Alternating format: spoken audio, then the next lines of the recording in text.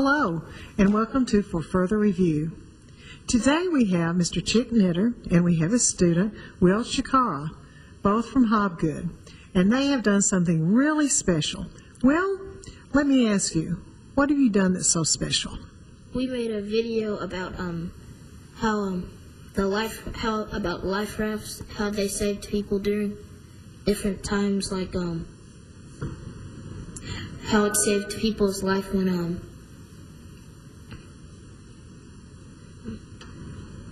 like at sea, like if you had a life raft, it would help you like not to tip over. But NASA, they designed a life raft much different like that.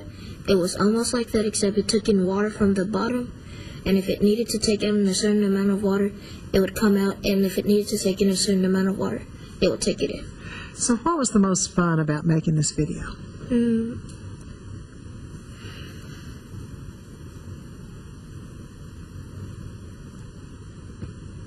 Probably at the end part when I actually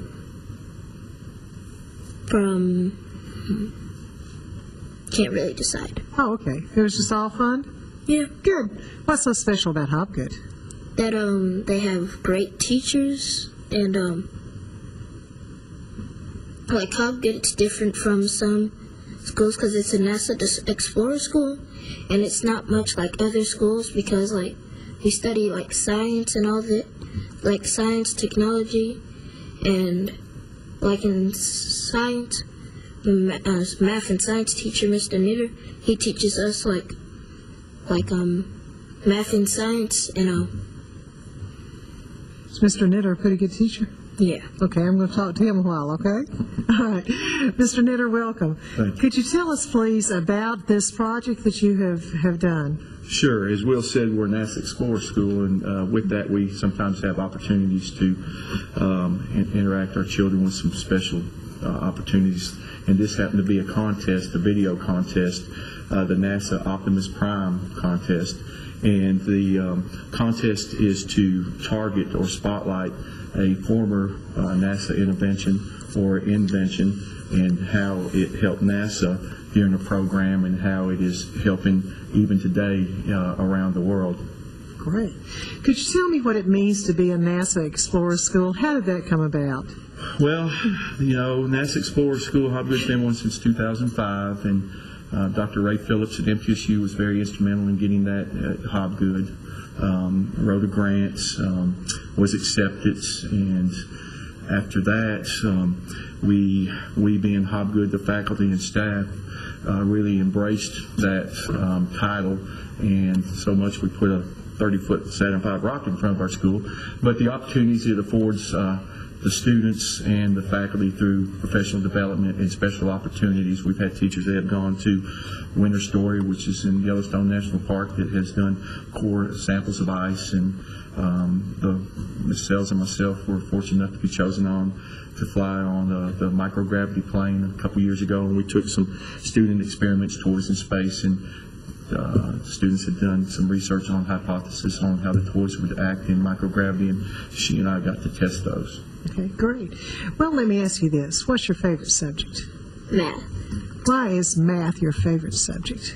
Because the way Mr. Knitter teaches it, he makes it like fun, just like my homeroom teacher, Dr. G.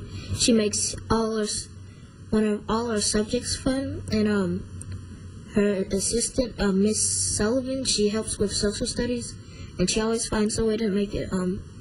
They all find a way to make learning much fun. So, do you think a good teacher makes learning fun? Is that what I'm hearing? A good teacher, they don't have to make learning fun as long as they're the kids understand what they're talking about. It doesn't matter if they're well, it matters if they get it. Well, it matters because like they're getting a free education, so like the teachers, like sometimes they have to be strict so they can pay attention, but other times it's just like we don't have, like Mr. Knitter, he doesn't, like he's different from other math teachers I had, but he's just like my 5th grade math teacher, Miss Magnuson, because she always teaches us a fun way to do math and science, and Mr. Nitter does the same thing too. Great.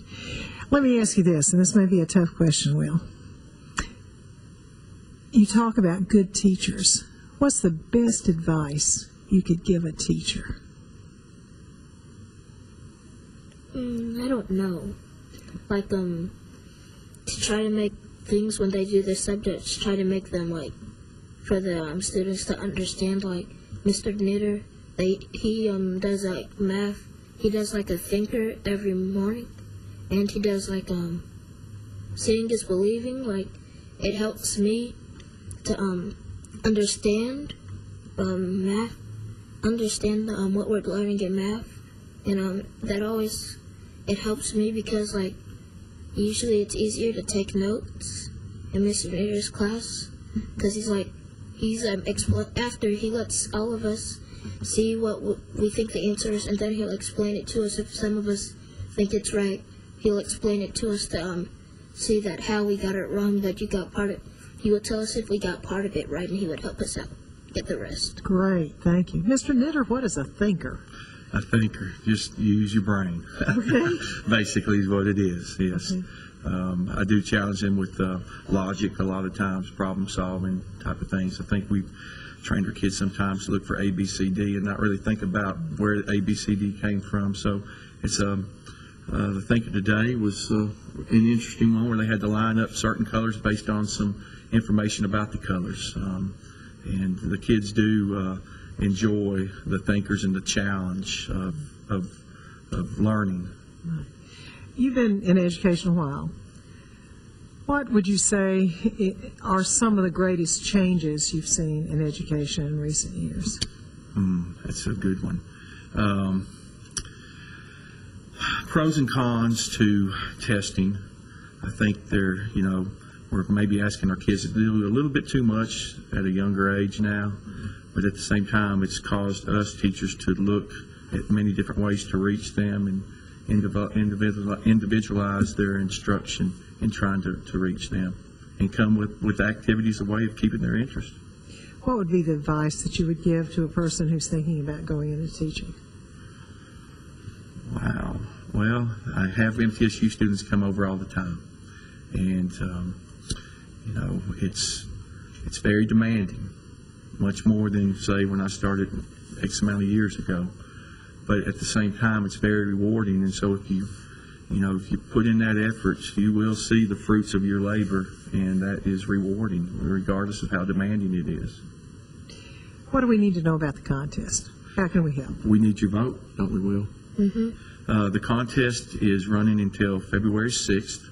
You can go to Hobgood's webpage and click on in the middle of the page. What's the name of the video, Will? Don't Rock the Boat. Don't Rock the Boat, and it will take you to another site, a NASA site, and you will be able to click on Don't Rock the Boat, the boat, and then vote after that video. And we will hopefully be one of the top 5 videos chosen, and then we go to a next level of competition at that stage where NASA will judge the video content, which there was certain criteria we had to meet, which when you see tonight, you will understand they did a great job. So go to the Hobgood website and vote. Yes, ma'am. That sounds like a pitch to me. That's it. Let me ask you one more thing, Chick. If you could give parents advice about how to help their children succeed, what would it be? Well, I understand being the 6th grade math teacher, some of the things we're doing now is difficult for a lot of parents. I would say, and as a math teacher, and I am a reading teacher in a sense myself, but I think reading is got to be a strong foundation in reading. Read to them, read with them, make sure they're reading often, because it's like a domino effect. I really feel strongly that the stronger they are in reading, the more abstract thinkers they are mathematically or other ways too. So I would say read on. Well, you're going to get the last question. You ready? Mm-hmm. What's the best advice you can give another kid? Do their best. Do their best. Well, thank you for doing your best, and thank you for being part of the best. Thank you for being part of Murfreesboro City Schools. Cool. We thank you so much for joining us today, and we thank you for your support of Murfreesboro City Schools.